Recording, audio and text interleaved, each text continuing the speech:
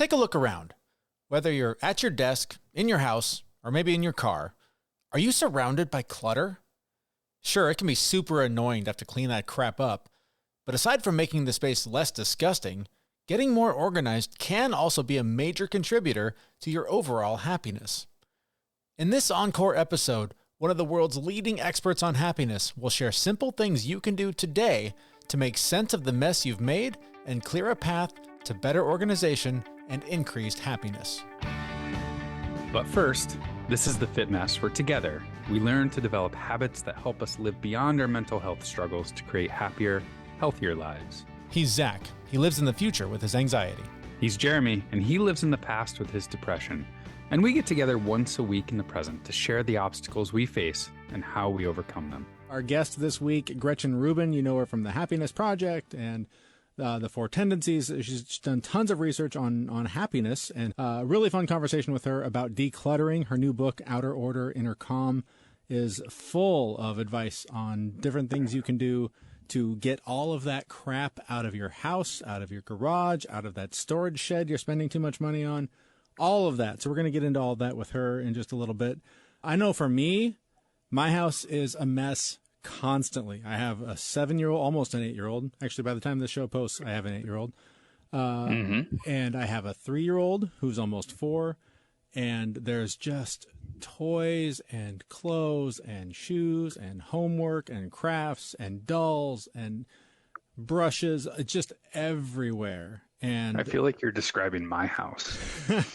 Keeping up with that while, trying to cook, trying to do dishes, trying to do our own laundry, like all of it, it can be overwhelming to just have that stuff everywhere. So like a lot of people around the country, we have been decluttering, and it is so liberating. We've had, I don't know how many weekends in a row where I've just had the car jammed with bags full of stuff where we go to the Goodwill or whatever thrift store and just unload stuff. And man, when you get home and that pile that was sitting there is now out of your house, it's like you physically can breathe easier. It's amazing how much stuff you can accumulate and how much it physically weights you down.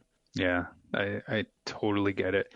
I think we talked about this a long time ago, not too long ago, but we talked about it a long time ago that like your physical clutter can actually get in the way of your happiness. And I spent time trying to figure out how to clear my clutter because I felt like it was bringing me down because I'm not very neat and tidy in any way, shape, or form. While I have continued the practice, it's amazing how living clutter-free can actually increase your happiness. I think it's an amazing thing. But in the last 3 or 4 months, I've had to say goodbye to a lot of things that I never really considered giving away or getting rid of. And that's actually been pretty difficult for me. I have to say. I think one of those things you and I have in common, and we talked about it with our guest, Gretchen Rubin. She has a new book. It is called Outer Order, Inner Calm. And it's all about this. It's all about decluttering. And we started the conversation really just a couple of days after I'd gotten her book. And as you're about to find out, the book had an immediate impact on me.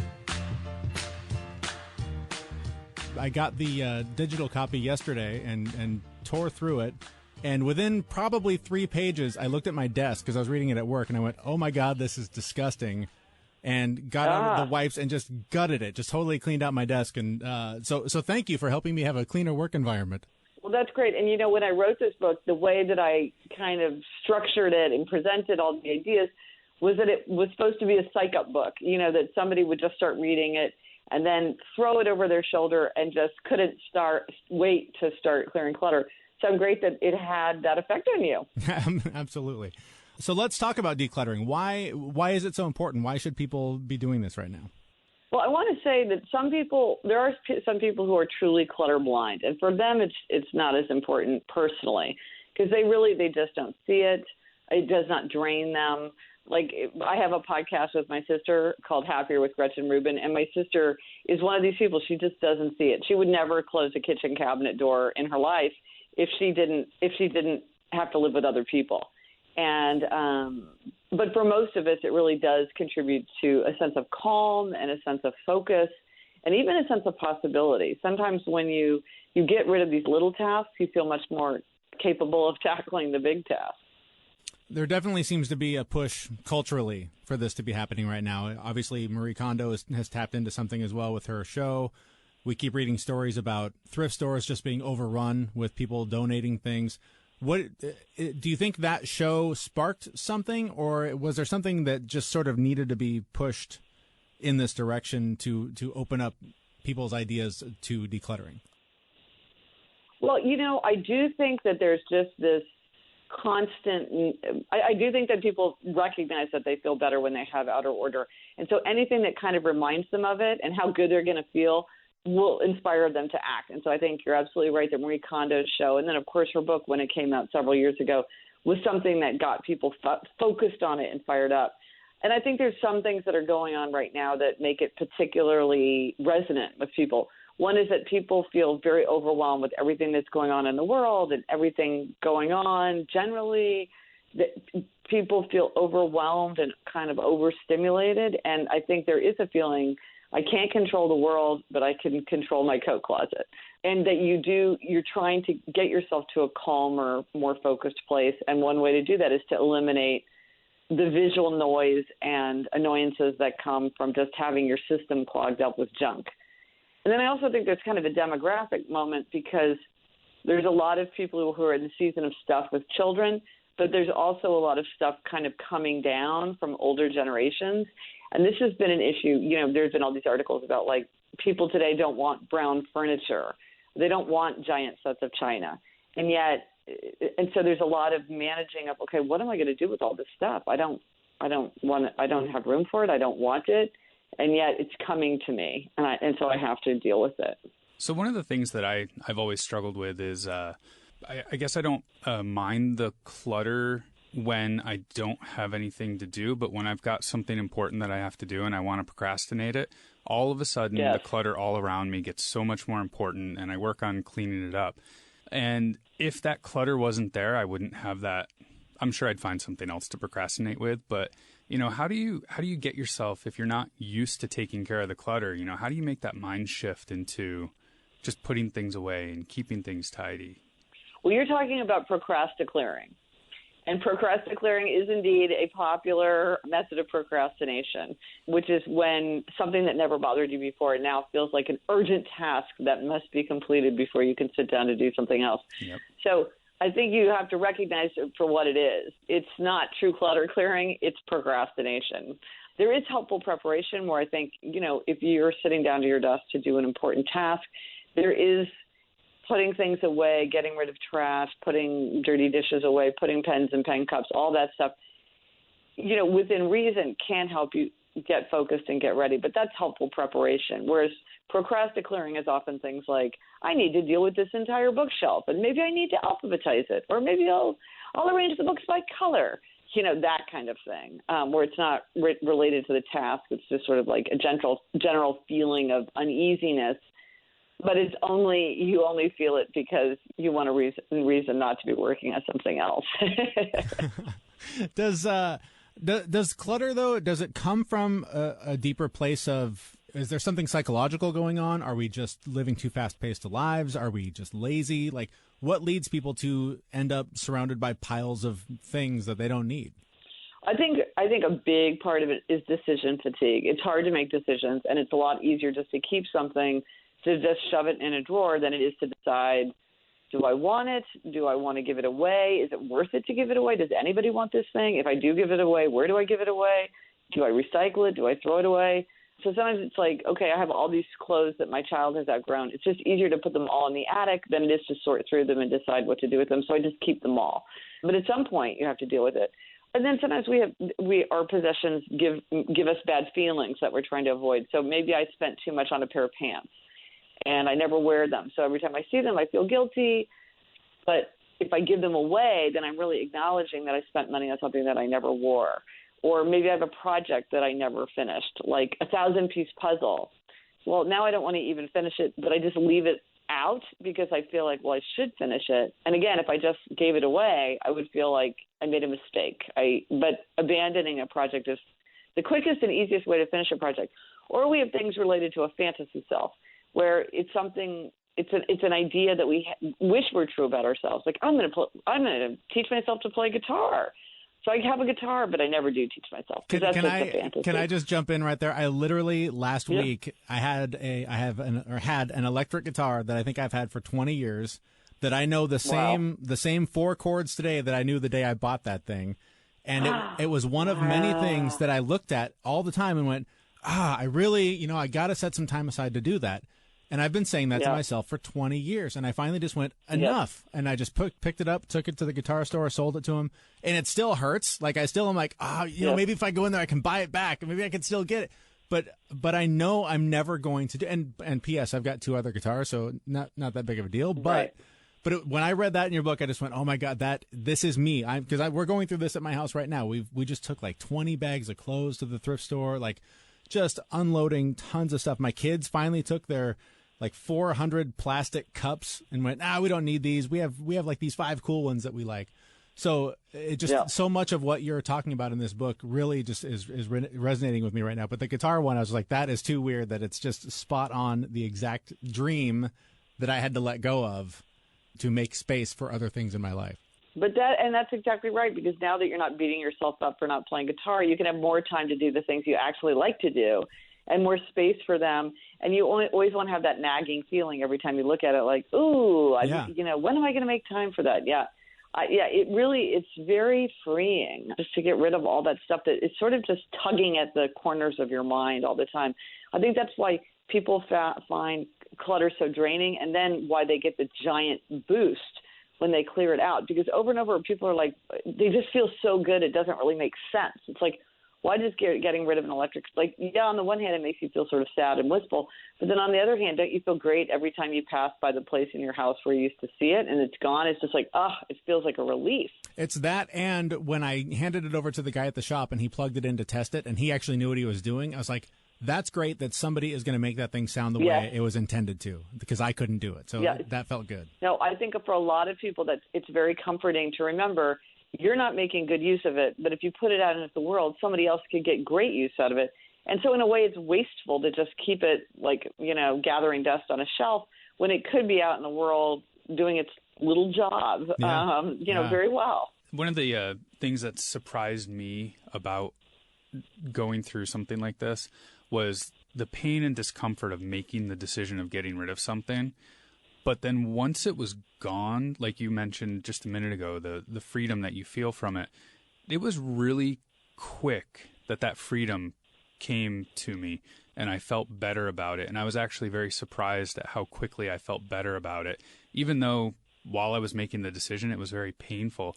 Is that abnormal, or have you seen that to be the norm when people make that decision to give away something, that the freedom just quickly hits them? Well, one thing that surprises people is really truly how rare it is for somebody to regret it. People often worry about regretting it. It's very rare. I mean, I'm not saying it never happens, but it's rare that somebody gets rid of something where they truly feel like they made a mistake. Just about there's something called the endowment effect, which is a psychological phenomenon where we endow the things that we own with more meaning. And so we have sort of our default is to hang on to things. So when in doubt, you're probably erring on the side of keeping things, even though when in doubt, throw it out or recycle it or give it away is a good rule. So, I think people underestimate how much pleasure they will get from it, and they might overestimate the likelihood of bad feelings of getting rid of it. The one thing I would say is that a lot of experts really argue against keeping like old journals and things like that. To me, the riskiest thing to get rid of is something that can never be replaced, like a journal. I would always say, like, the electric guitar, if you decided you just passionately wanted an electric guitar, you could get another one, but you can't get your high school journals back. So those are the things where I would say, if you're not sure, really give yourself a little time to think about it. Because sometimes people get this thing, which I call frenzy of the clear, which is they get so worked up with how good it feels to get rid of everything, they just start kind of throwing away everything. Yep. It's kind of funny. And in that case, you sort of want to say, like, hang on, stay mindful here. Let's really use decision-making and think about what you want. And with something that is irreplaceable, it's one thing your college notes where it's like, okay, are you really going to read your chem notes from, sophomore year of college? Maybe not. Right. But a journal or something, or like letters from an ex-boyfriend. I'm like, Really think that over. I'm not saying you wouldn't necessarily get rid of them, because you might, but they're of a different class in my mind. Well, in your book, you have basically sort of 5 stages that help someone sort of go through that process and make those good decisions. Can you talk a little bit about those 5 stages? Well, but the thing about the 5 stages is you don't have to do it in that order, because sometimes people just want to jump in, and I'm just like, whatever, like, don't stop yourself. Don't think you have to do something in any particular order, because whatever works for you is the right thing. But there is a logical way to think about it.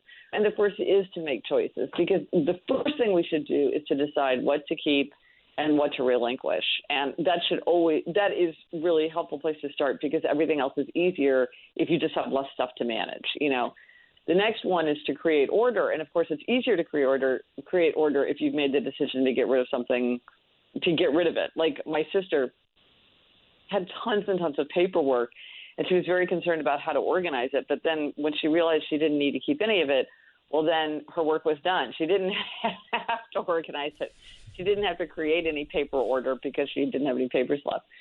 Another one is to know yourself. And this is something that kind of comes up throughout, which is really, people are very different in the kind of challenges they face, the kind of clutter they acquire, their values, the kind of habits that they are attracted to. So you really want to know yourself. And people want to get to different places too. Like, there are abundance lovers and simplicity lovers. And simplicity lovers really, they like bare shelves and empty counters and not a lot going on. So they really might want to get rid of a lot of things, be minimalist. And then abundance lovers like profusion and choice and collections and stuff. And they don't want a capsule wardrobe. That's because they love abundance. And it's not that one person's right and one person's wrong, but when you see how people are approaching things differently, it can help you understand why people are doing things that maybe don't make sense to you. Or another one is to know, are you an underbuyer or overbuyer? Some people buy too much. Some people buy too little and never get rid of anything because they hate to buy. So again, it's like, what kind of stuff is your problem? And then it's easier to fix it. Another one is to have helpful habits, because what we do every day matters more than what we do once in a while. So it's more helpful to create and maintain order in kind of small ways that can just be part of your everyday life, rather than, spring cleaning or, every 6 months we're going to do some huge project. Well, that's very easy to postpone. For a lot of people, they don't have the time and the energy to do that. So if you have these little habits, that can just make your life easier, more orderly, more serene as you go, which I think for busy people is very attractive. And then the final thing is to think about how to make your environment more beautiful, because the whole point of this is to really feel good in your surroundings. And so part of it is, are there little ways that don't add to outer order, but that might make you feel like your space is more pleasant, whether that's at work or at home, in your car? What are some of the things that you can do to just elevate your surroundings? So those are the 5 stages. So in that, you mentioned how it's basically going to be a little different for everybody. How do you're famous now for the 4 tendencies. How do the 4 tendencies play into the kinds of people that are dealing with this from different aspects, or different points of view? Right. So I'm going to explain these. Now, there is a quiz on my site at gretchenrubin.com/quiz. If anybody wants to take a quiz that will tell them what they are. And 2 million people have taken this free quiz.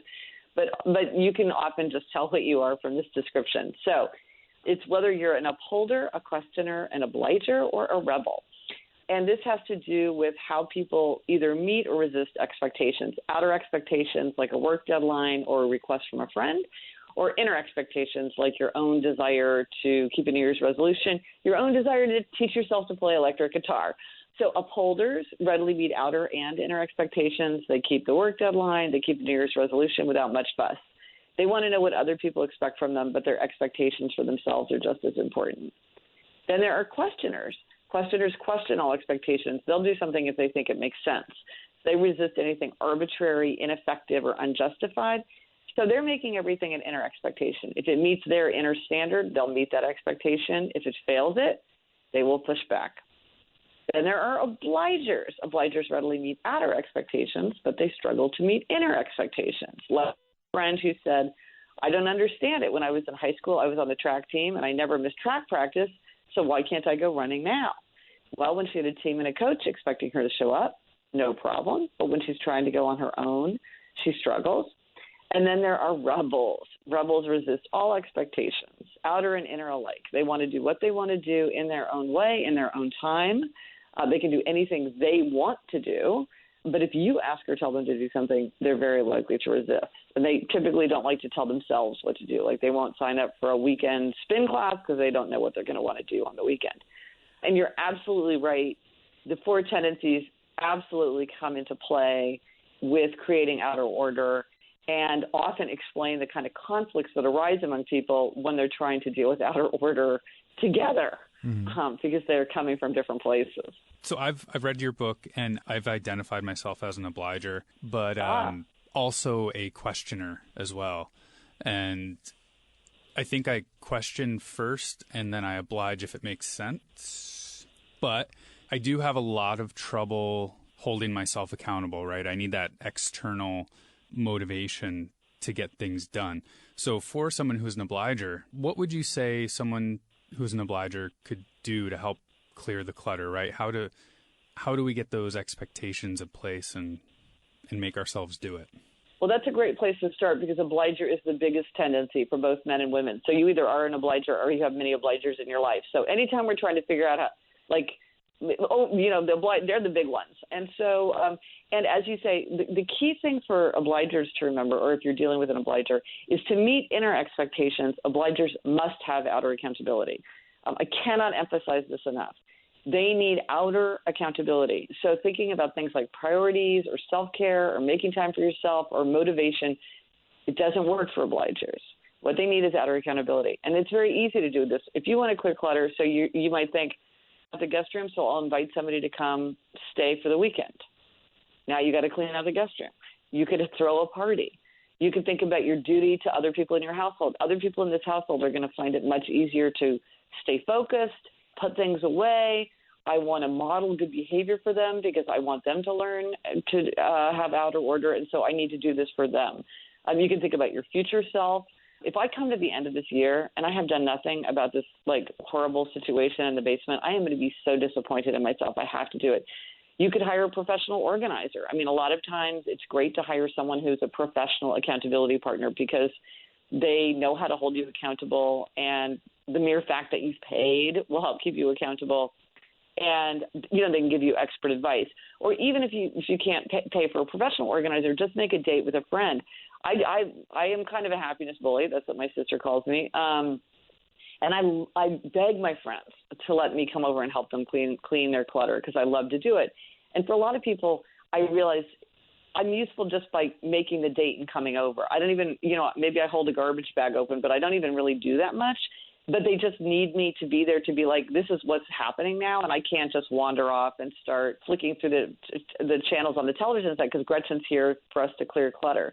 And so just having someone present is a good source of accountability. So there's a million ways to have accountability once you realize that that's what you need, and that is what an obliger needs. Hey, I've got some time this weekend. I don't know if you're busy, but feel free to come on over. Yeah, I got plenty I'll to come. do. I love to do it. Love to do it. Yeah, it's my favorite thing. You mentioned being a role model, and obviously kids play a big part in clutter, at least in my house, and I'm assuming Zach's as well. Mine too. How do we get kids on board with this? Well, one thing to do is to realize that you are in this season of stuff, and it's just a period in your life where there is just stuff everywhere, and try to just kind of accept it for what it is, and then to enjoy the season of life. I think it's very hard to maintain the kind of order that many people prefer when there are little kids in the house, or even medium-sized kids in the house. But the day will come when they will move out with their clutter, and then you will be nostalgic for all the Legos that were once on the floor. So enjoy it while it lasts. I think for children, a lot of times they need help managing things. Like I was talking to a friend of mine, and he's like, oh, my daughter, she's got 70 stuffed animals, but she just plays with the same two, but they're everywhere. I'm like, how do you expect a 4-year-old child to figure out what to do with 70 stuffed animals? That's on you, part of it is we need to help them manage it. And it's hard because especially if you have loving grandparents and aunts and uncles and birthday parties, it can seem like it's not like you're buying this stuff for them. It's just coming in these huge waves. And how do you manage it? So part of it is finding places where you can donate it. It's great if there's a child that you know who can use it or wants it. I've done things like when my daughter went to a summer camp, we were driving her up there, and I called the director and said, we have so many board games and puzzles. Would you like them? And then they were thrilled because, what do you do on a rainy afternoon if you're at summer camp? It's like they go into this big barn and play board games and puzzles. And, of course, these things, they don't last long under those conditions. So they were absolutely thrilled. I mean, we had that car jam-packed. And it made me so happy to think that lots of kids would be playing with these things instead of them just gathering dust on our shelves. And often children are very ready for this. They understand, you have a lot of toys. Other children don't have many toys. Why don't we give it? They often they're very interested in that. And also children often want to be old. They don't want to be little. They've outgrown things. So the idea, you don't really play with My Little Ponies anymore. Do you still want them? Or is that more something that you liked when you were little? A lot of times I'd be like, yeah, I don't like those anymore.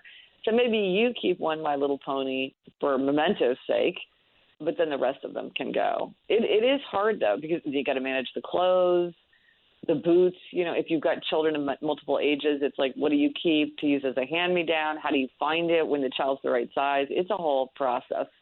But the more you weed out as you go, the happier you are. I mean, I am not perfect at this. There's many times where I've opened up a box of stuff for my younger daughter, and I'm like, why did I even keep this? I hauled this around and stored it and bought a plastic box to put it in.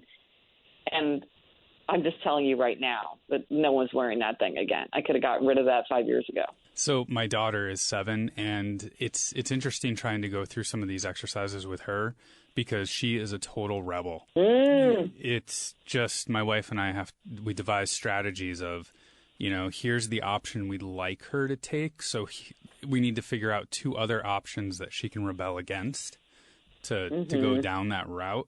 I just wanted to comment that I was smiling the whole time that you were saying that because with my daughter, it's very difficult to get any of that stuff done because I say, well, you don't play with My Little Ponies anymore, so let's get rid of these. And her immediate reaction is, well, yes, I do. I'm going to. And now that you say I don't, I'm going the other way. Well, you set that up, right?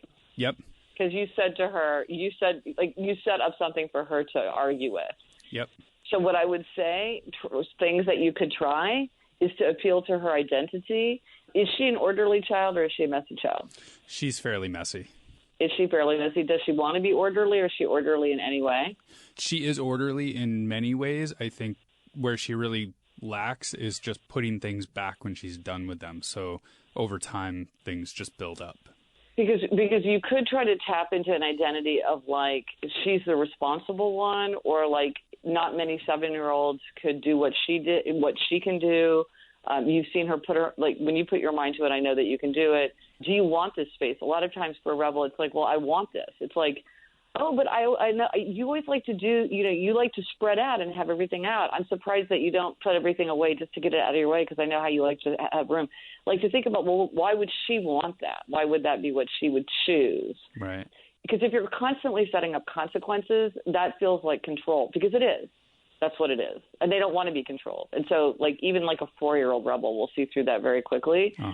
Sometimes it can work, but if you set it up that way, it can get pretty hard to manage. But the more you can say, this is what you want, and don't save, don't rescue. So if she's got a friend coming over, it's let it be embarrassing. It's oh yeah, I guess it was kind of a bummer because you guys didn't have any room to play. That's what happens when you don't put things away.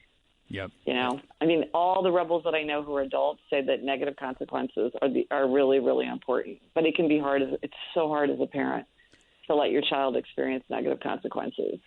It's really, really, really hard. But it really works because that's not what you want. It's every time you turn around, somebody runs into your room and picks it up. It's that works for you.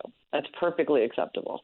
So we've talked about decluttering and the 4 tendencies and now kids. Is there a way to identify which of the 4 tendencies your kids fall into so that you can manipulate them and control them better? Yeah. Well, sometimes it's very obvious. It sounds rebels are pretty obvious, I think, right? Right. I mean, it sounds like your daughter was pretty clear. Yeah, I mean, upholders are pretty obvious. Sometimes questioners are very obvious. I mean, sometimes obligers. For children, it's not always easy to tell because they're not autonomous in the way that adults are. It's often very easy to tell. My younger daughter is an upholder, and I think I'm probably particularly attuned to it because I'm an upholder, but she was an upholder from like the time she was 5. And it's funny, like as an upholder, like I really understand how to talk to her in a way that I think people who are not upholders, like they don't understand her perspective. And I've heard this from many people who are rebels. Like they're like, I don't understand how someone who's not a rebel is the parent of a rebel child, because it's really, really hard, because the other tendencies to see the world in a different way. It's really challenging.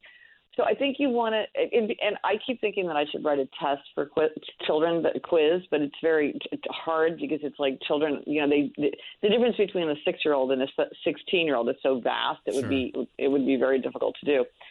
But a lot of times it's the same things. It's like, is it a kid who won't do something unless they understand why? I mean, it's one thing to be like, why is the sky blue? Why is this water cold? I mean, that's like the way little kids ask why. But if it's more like, well, why should I? Like, what is the reason for this? That's a sign of questioner. And a upholder is the child when you're telling yourself, I'm such a great parent. You know what I mean? 'Cause I just say, hey, do this, and the kid like marches off and does it for the next 3 years. I never have to remind my child to feed the fish. It's like, okay, I don't think that's something that you're doing. I think that's just what you got in the great handout. There's so much power and so much to admire about all the tendencies, though. It makes me sad sometimes when people say like one's better than another one, because they're all terrific, but they all have their downsides too. And so you have to figure out, and as you say, when you can speak someone's language, like I've learned this with my husband, I can't say to him something like, what's your work address? Because he'll say, why do you want to know? he won't do the simplest thing unless he understands why. So I have to say like, oh, I'm filling out a form. What's your work address? Oh, that's fun. You know, or like, instead of saying like, what time are we leaving to go to XYZ place? I have to say, I'm wondering if I have time to go to the gym. What time are we leaving for XYZ place? Because he'll tell me if he understands why, but he won't do anything if he doesn't understand why. So here it comes up in clutter clearing. I say to you, we need to clean out the basement this weekend. And a questioner is like, why? This weekend is an arbitrary date. Why should we clean out the basement at all? We never use it. I don't understand. I just like literally have no concept like why I would spend 1 second of my day doing this. So you have to say, hey, I don't know if you know, but they're going to come work on the furnace next week. And so I'm thinking that we should go down and clean out the basement this weekend so they can easily do their work. And so we pay half price, because otherwise they're going to spend all this time just moving our stuff around. And that's going to mean that we're paying more in the end for the number of hours that it's going to take them to do the job. Okay. It's not arbitrary. I understand why. I understand why I'm doing it now. I understand why this is like going to save me money. Like, I'm on board with that. Oh, it totally makes sense. But if you just say like, why don't you ever do anything I ask you to do? Why is everything an argument? It's like, well, that's not going to make me comply. But so speak to a questioner. A lot of times questioners like, I don't understand why I should make my bed. I just unmake it every night. I'm like, okay, fine. Don't make it then. I mean, if it just feels like a big waste of time, there's no magic to making your bed. For some people, it makes them feel happier or calmer. A lot of people feel that way. But if you don't, if it just bugs you, the idea that you just be wasting your time, then don't do it. Very questioner. So in our closing minutes with you, you have tons and tons of really just practical tips to sort of get started. Are there 2 or 3 that you could quickly point out and say, here's just, you know, if you're just looking at this giant mountain and going, how do I climb this thing? Yeah. What's the first step or 2 that We've they all can take? been there. Yeah. Well, the first thing I would say is a lot of people start by thinking, I need to get organized. Don't get organized. What you need to do is start by elimination. So get rid of everything you don't use, need, or love, and you may find that you don't need to organize it at all. So do not head out to the store for sure. Like the people who want to buy the complicated hangers and the crazy sets of containers, it's like, wait. You may not need that stuff at all. A rule that many, many people find helpful is the 1-minute rule. You know, anything you can do in less than a minute, you do without delay. That just gets rid of a lot of little tasks. One thing that works for a lot of people is to store it at the store. Some people have a kind of clutter related to anticipation. Like, I'm going to buy this birthday gift, even though I don't know anybody who's having a birthday, because it could come in handy. Or I'm going to buy this ice scraper for the windshield, because it seems like one day it could be useful to have a wind scraper, you know, an ice scraper. It's like, well, maybe you should wait and see if the need ever arises. You can just store it at the store, and then if you need it, you can go get it. You know, you'll know if you need that. Because sometimes people accumulate things, and then they have to manage them and find them when they need them, and it's just a bunch of work for things that it's not clear that they even really need. One thing that a lot of people like for clothes is the X factor. if you ran into your ex on the street wearing that particular item, would you be glad or would you be sad? And if you're thinking, oh, my gosh, I would not want to be caught wearing that baggy sweatshirt with a big hole in it if I ran into my ex, it's like, okay, maybe it's time to retire the giant sweatshirt. That's funny. The store at the store thing, that hits home for me too, because a lot of times the advice that I try and give my family and my friends when asked is I just try and think of, if the room where that is a storage unit, how much are you paying, per whatever square feet to store it, so that one day you don't have to buy it again? Like, how much are you going to spend in the next 10 years storing that thing in that room, where you could literally go walk in the store and for probably a fraction of the price just buy it again? So that totally. Well, I'll tell you what, the one lesson from this is that I should immediately invest in self-storage, because that is the best business I've ever heard of in my life. It's just astronomical how much self-storage in the United States is happening and what people are paying every year, and most of them never go get it at all, don't even know what's in there. And as you say, the things they could have saved so much money by not storing it. They could have bought it all new for the price that you're saving that old Monopoly set. You could have bought a new Monopoly set when you actually wanted it, which might never be. Right. So that's one thing. I have a friend who has self-storage units in 4 states. Oh my God! I feel like Voldemort with the soul splitting. I'm like, oh my gosh, I can't even contemplate having that. And it's just terrible, And it's the classic thing where she inherited all this stuff and like doesn't have room for it. So where's it going to go? But so rather than make the hard choice in the moment of like, what am I going to do with my aunt's stuff? It's beautiful, but I don't want it. I don't have room for it. Yeah. She just stored it, man. And now she's paying for it. That's for crazy. I don't know how long. I mean, shockingly long. That's amazing. Gretchen Rubin, thank you so much for this time. It was a lot of fun to talk to you, and a lot of really great advice. And the book is available now, correct? Yes, it is. Outer Order, Inner Calm. All right, that is Gretchen Rubin. Her new book, Outer Order, Inner Calm. Get it now. There's a link on our website to get a copy for yourself. As you can tell, tons of great advice in there on how to get rid of things. It's funny, though, the guitar conversation, how ironic it was that came up in the book, and how I had just gone through that. Just today, I was walking by, I don't even remember what it was. There was some magazine or something that was on the ground, and it was some reference to music, and it reminded me that I just gave up that guitar, and it's still bugging me. I still can't let go of the fact that I let go of that guitar, even though I will never play it. Even if it was still in my house, I will never play that thing. Just because it hasn't been a priority for 40 years, and it's not going to be one now. But it's just it's amazing how that, of all the stuff I've gotten rid of, that thing's still bugging me. Yeah, what's even more ironic is that I actually just got rid of my guitar about 2 months ago. I had a cheap electric guitar, and I've always wanted to learn how to play. I mean, for 20 plus years, I've wanted to learn how to play, but I've always had something to practice on, but I've never practiced. And I finally gave up the dream, and I gave it away about 2 months ago, and it definitely is not bothering. Like, once I actually decided I'm not going to learn how to play guitar, I'm going to give this away. It's not taking up space. It was so freeing for me, and I don't regret that one in any way, shape, or form. But that's one of those items, like she talked about, like, if I ever get the bug to want to learn guitar again, I can go buy one. I mean, they're relatively cheap. But yeah, that is kind of funny that she mentioned guitar. You gave yours away. I gave mine away. It's just everyone's giving guitars away. We're giving one away on the show. No, we're not. No. They're already gone. So yeah, Outer Order, Inner Calm is the name of the book. Get your copy now. And she also has her own podcast, Happier with Gretchen Rubin. So check that out. It's a great show. It was a good conversation with her. I'm super happy that she took the time to talk to us. Yes. I see what you did. Sorry, there. I had to make that play. I see what you did there. Before we get out of here, we are always talking about trying to be open to your feedback. We have a new way for you to do that. You can call our voicemail line. That number is 206-659-7667.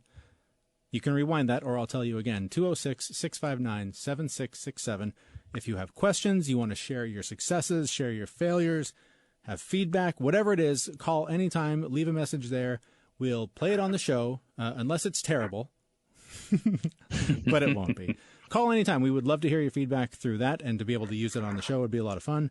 And I believe that's all we've got for you this time. Thanks so much for all the ratings and reviews on Apple Podcasts and Facebook and Twitter and all the interactions that we get there.